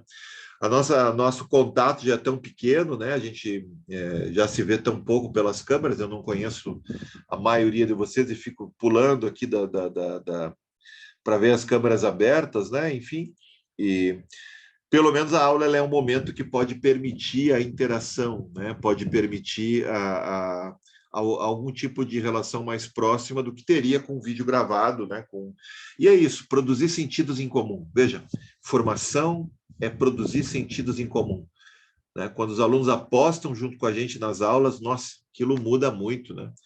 E dentro da formação universitária, isso também é assim. A gente tem alunos que torcem o nariz para a aula, enfim, e a gente tem que pensar como que vai lidar com eles também, né? Afinal de contas, isso que a gente fala para a escola vale para a universidade também. Gente, são 8h45, acho que já passamos do tempo, tá? Obrigado aí pela participação de vocês, pela atenção, pela paciência, tá? Acho que tocamos bastante aí em vários assuntos, conseguimos avançar um pouco na questão conceitual, e semana que vem a gente tenta fazer um fecho aí para tentar compreender melhor o jogo e, por consequência, no desenvolvimento da aula, as relações, os nexos, né, como eu chamei ali, com a educação física escolar. Tá bom, gente? Um abraço para vocês, eu vou encerrando a gravação, não esqueçam de colocar o nome no chat e nós nos vemos no mesmo bate-canal aí na semana que vem, né? Hoje consegui chegar no horário, quase me enrolei aqui no Zoom, mas consegui a tempo consegui a tempo chegar aos 45 do segundo tempo, do primeiro tempo aí, consegui dar conta, chegamos no horário hoje aí, tá? Um abraço, boa noite, fiquem bem, boa semana e até a próxima. Boa noite, até mais. Boa noite, pessoal.